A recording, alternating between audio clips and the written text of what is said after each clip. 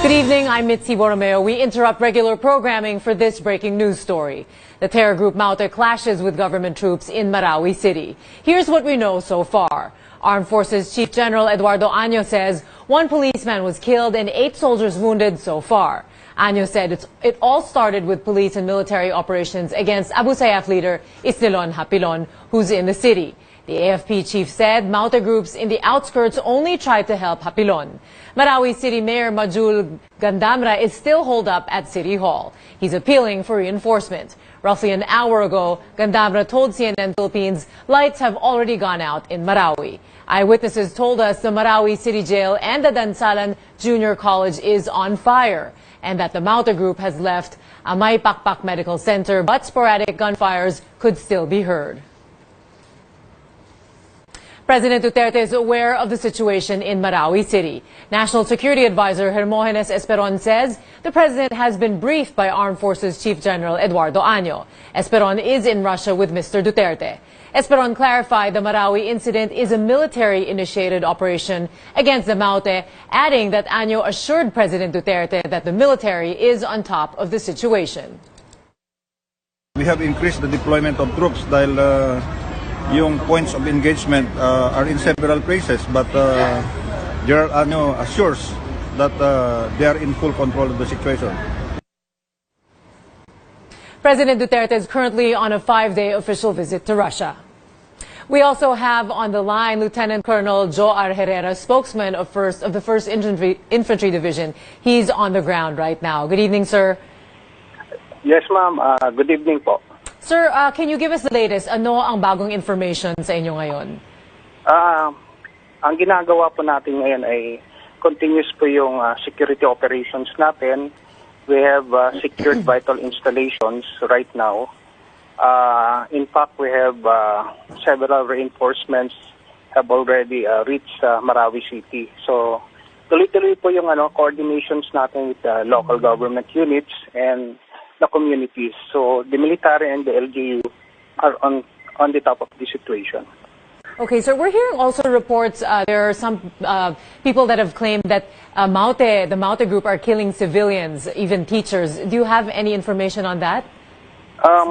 We are also acting on reports of armed men, those occupying the hospitals and those killing civilians. Right now, wala po tayong report niyan, but we are currently coordinating dito sa ating mga LGU. In fact, meron po tayo yung interagency task force Lanao.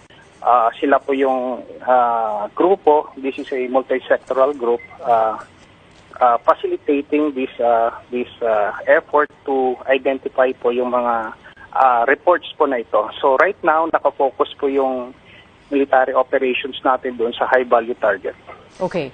Sir, kanina po may mga 3 separate fires ang na-report. Ano po ang sitwasyon ngayon? Kasi marami rin mga reports lumabas na even other buildings were on fire, including the cathedral. Yes, kanina kasi, di ba, nag-launch tayo ng operations kaninang alas 2 so, to neutralize the HBT. Ito yung core group ng Maute.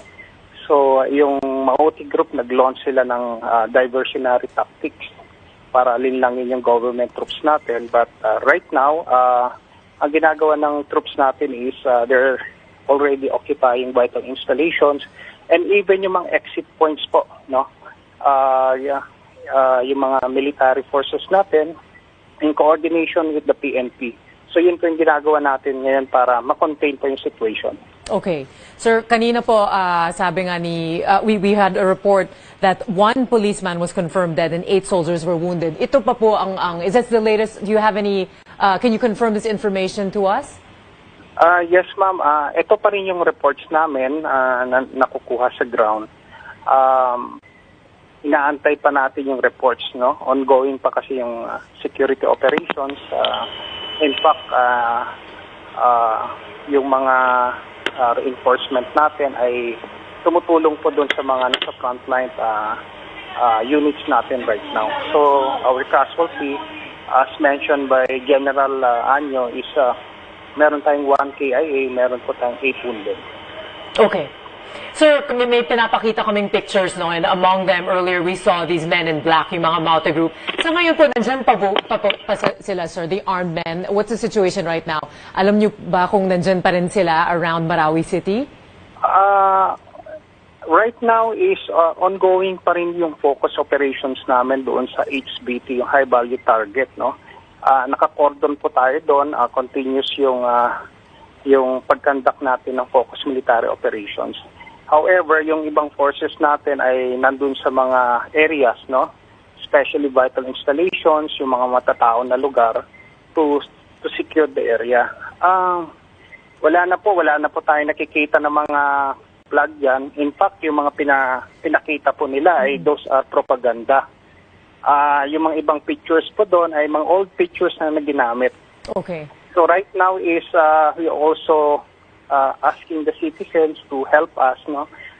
Contain po natin yung mga misinformations, wag po tayo spread ng mga pictures po na hindi po nakakatulong dito sa situation sa Marawi. Yes, exactly. That's why we're talking to you, para nga maklear natin yung information na to. So, sir, these operations began because of the military operations to find the Abu Sayyaf leader, no, si Isnilon Hapilon. So, ano po ang sitwasyon dyan? Is he still in Marawi City? Yeah, actually tuloy-tuloy yung operation natin.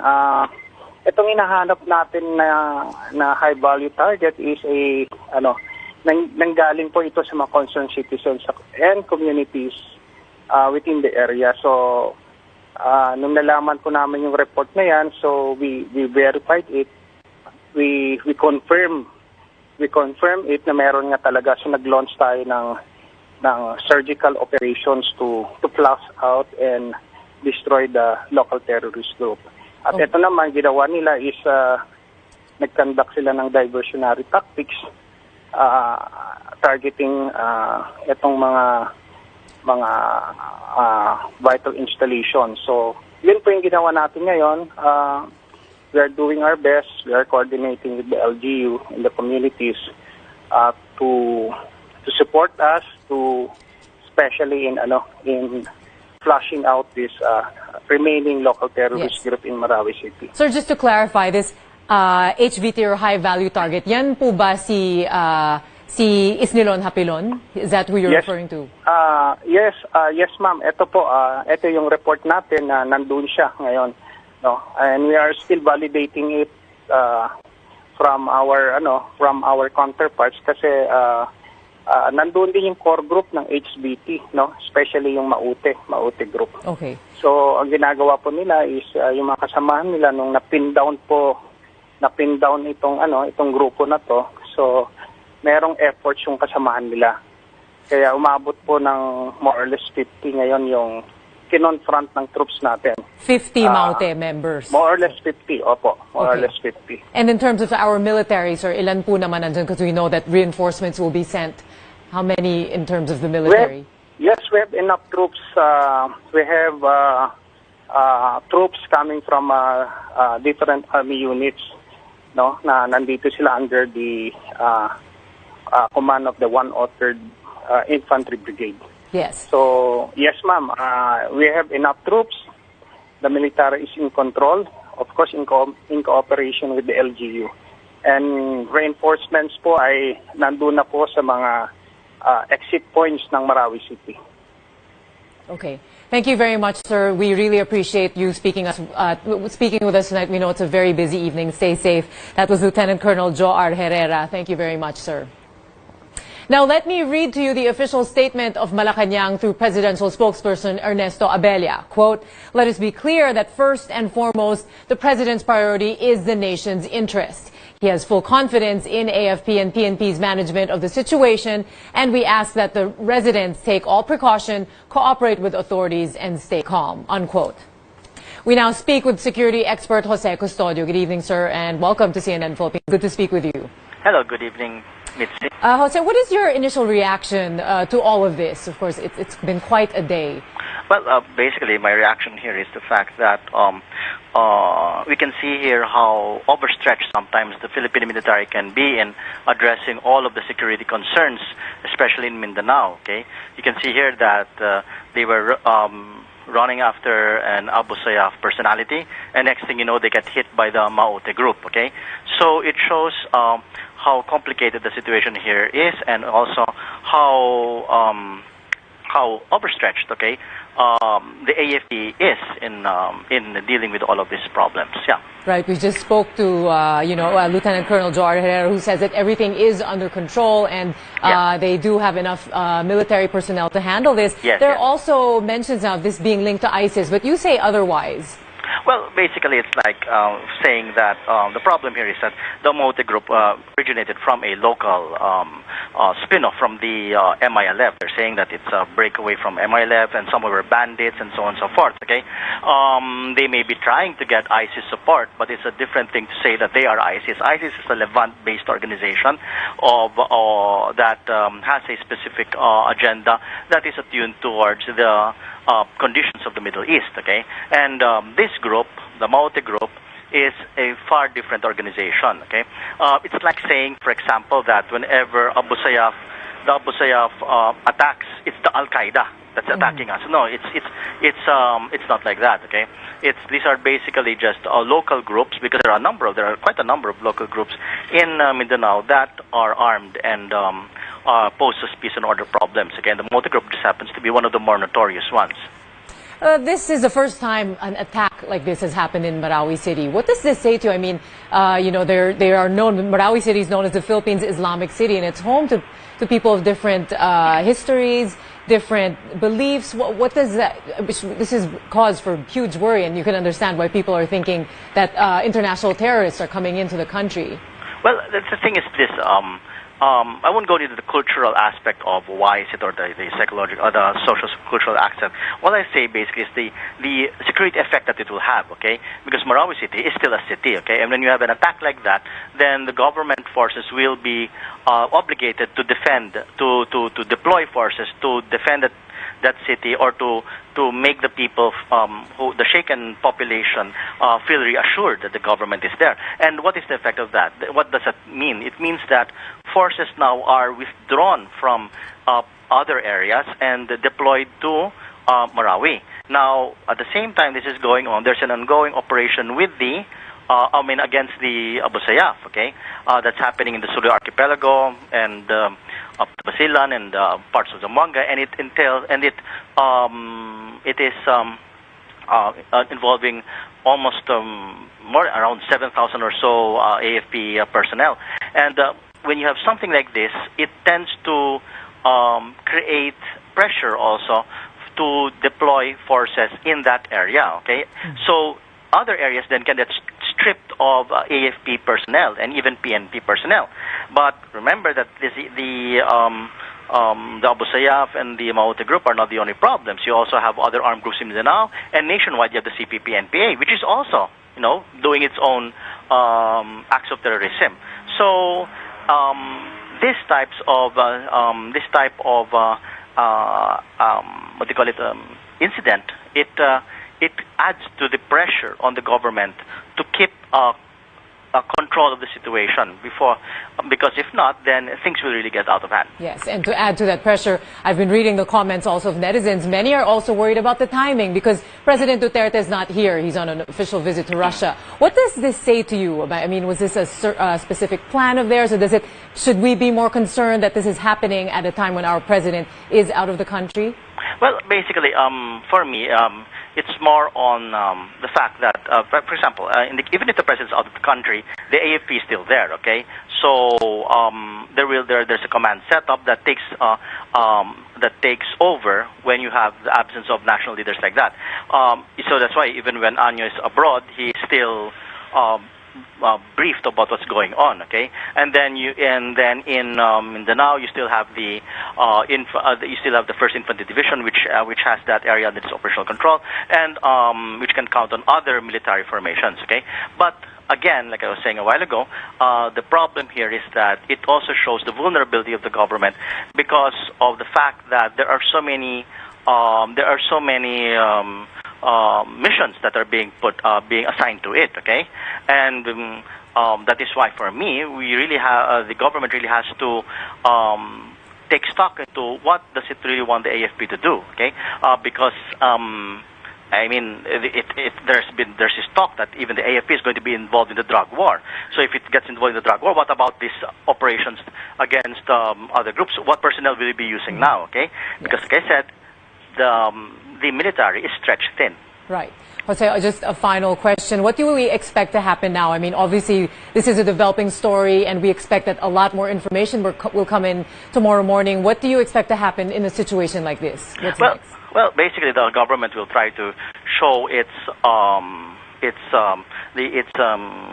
capacity to control the situation. They'll be saying that there will be a lot of troops being brought in there. At the same time, the other side, the rebels, okay, and I'm not just talking about the MILF, they will also most likely take advantage of the situation by launching attacks in other parts of not just Mindanao but also in the country. And remember, I was saying that we're not talking here about the Maute group or the Abu Sayyaf. We're also talking about simultaneous attacks also going on from the NPA. So I expect all of these various groups to take advantage of that situation. Right. Thank you very much. We always appreciate your insights. Thank you very much, Defense Analyst Jose Custodio. Thank you very much, Mitzi.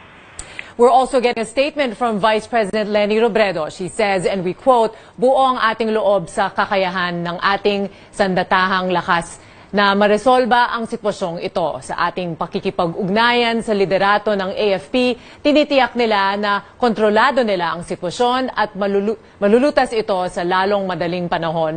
Huwag tayong matakot. Maninindigan tayo at magtiwala tayong mananaig ang kapayapaan." Unquote. Now, just to give you a recap of what we know so far, at 2 p.m. This morning, clashes erupted as the military moved to hunt down high-value targets. And we did speak to Lieutenant Colonel Joar Herrera earlier. He said that this high-value target is Abu Sayyaf leader Isnilon Hapilon. And he also did confirm with us that 1 policeman has been killed and 8 soldiers were wounded. There were separate fires that broke out throughout the city, and the gun battle still rages on. And we have been told again by Lieutenant Colonel Joar Herrera that the military is in control. There are 50 members of the Maute group who are still in Marawi City. And earlier, the armed men also took over the Amay Pakpak Medical Center. And that you might have seen in the pictures we were showing you earlier, the Philippine flag was replaced with black flags representing ISIS. Also, the military continues to send troops to Marawi City, and they are coming from different army units in the country. Also, we just spoke with defense analyst Jose Custodio, who said that this situation shows how overstretched the Philippine military is. He also clarifies that the Maute group is different from ISIS. Earlier, our chief correspondent Pia Ontiveros spoke with Armed Forces Chief General Eduardo Año, who is in Moscow with President Duterte. Año said 1 policeman was killed and 8 soldiers wounded in the encounter. Around this morning, we got an information that Isnilon Hapilon is hiding somewhere in Barangay Basak, Malotlot, Marawi City. So about 1:45 in the afternoon, joint AP and PNP strike force. General Año, sir? Okay, I think we must have lost. Sir? General Flash Año. out din natin yung ibang mga...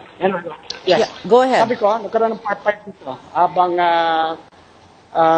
ina-attempt natin pasukin yung safe house ni Hapilon dito sa Basak, Malotlot, Marawi City. Barangay Basak, during Malutlot. Okay. Yes. And during the firefight, nag-flash natin yung ibang Maute group na nasa outskirt who would like to divert the focus of our troops. And this group will try to rescue Hapilon. So about 20 armed men ay pumunta sa vicinity dito sa Amay Pakpak Hospital. Yung iba naman ay dito sa provincial jail.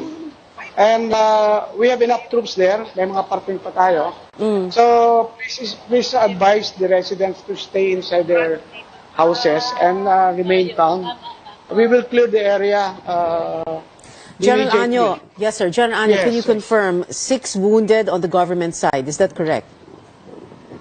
Yes, actually a total of 8 ang ating wounded. 8 wounded. Sa- Meron po bang KIA? Killed in action, sir. Meron po ba? Sa PNP, meron na tayong, according kay Joel De La Rosa, may isang PNP Okay. officer ang namatay. Ito yung mga nandun sa blocking Okay, areas sir. natin. Also, there are photographs of one police patrol car that was commandeered by these armed men with a black ISIS flag.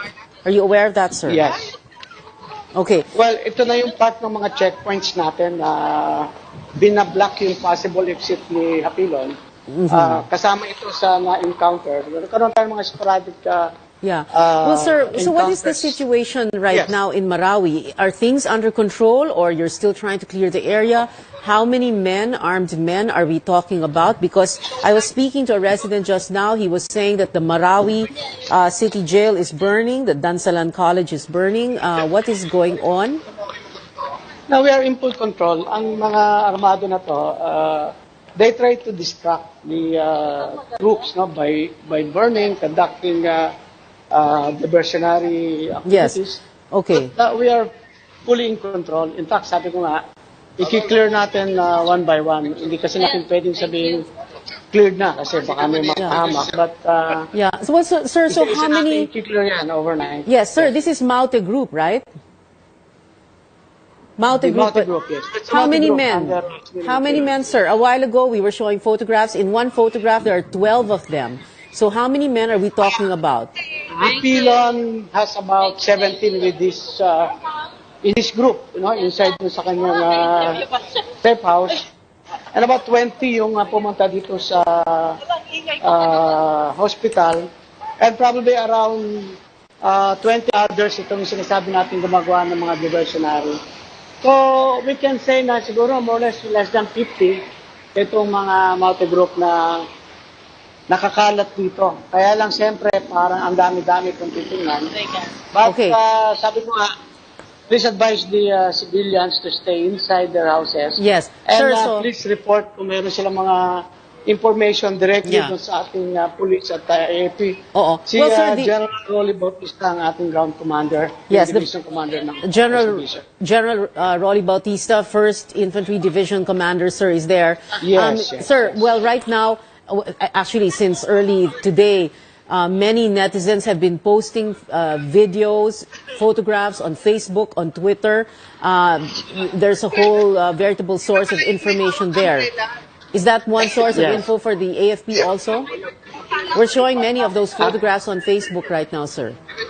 Pakiulit yung huling sabi. Marami pong mga photos and videos on Facebook and Twitter, mga social media sites. Yes, Yeah. Sir, sabi well, niyo, sometimes nakakatulong yan pero minsan nakakadagdag ng panic sa mga tao. Once again, here is the official statement of Malacanang through presidential spokesperson Ernesto Abella. Quote, "Let us be clear that first and foremost, the president's priority is the nation's interest. He has full confidence in AFP and PNP's management of the situation.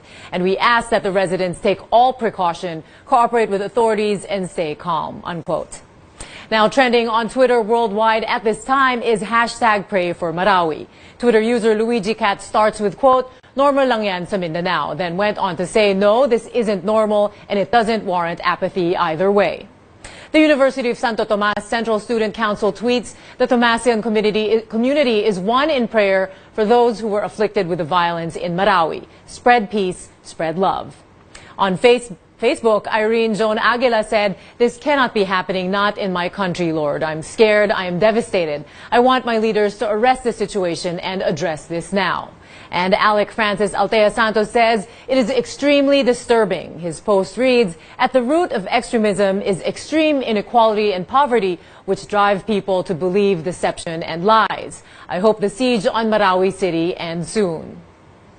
Now, here is a recap for those of you just joining us. This is what we know so far on the clashes between the military and Maute Group in Marawi City, Lanao del Sur. There were 3 separate fires that broke out early Tuesday night in Marawi City Jail, St. Mary's Church, and Dansalan College. Clashes erupted at around 2 p.m. as the military hunted down high-value targets who snuck into the city. And this was confirmed to us to be the Abu Sayyaf leader, Isnilon Hapilon. Also, there were black flags of the international terror group ISIS seen on vehicles and other parts of the city. It's been confirmed that 1 policeman was killed and 8 soldiers were wounded in the clashes.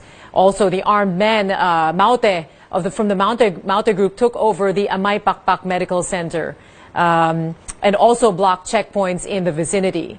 The military are sending more troops to Marawi City, and they do tell us that everything is under control. They have all they need and that they are sending reinforcements from different army units. We did speak earlier with Lieutenant Colonel Joar Herrera, who said that investigations are underway as there have been reports of civilians being killed, and this includes teachers. So they say that they are still studying this and checking as it's been, there's been a lot, of course, on their plate. They continue with their operations and that they are working closely with the local government units and civilians to address the situation. Also, we spoke with defense analyst Jose Custodio, who said that this does have a big impact, of course, on our security, that forces have been withdrawn from other areas, and this makes the government quite vulnerable with so many missions to handle. And we will continue to monitor this story very closely and bring you the latest. We'll bring you the breaking news all across the different platforms. Please stay tuned to CNN Philippines. I'm Mitzi Borromeo. Thank you for watching. Good night.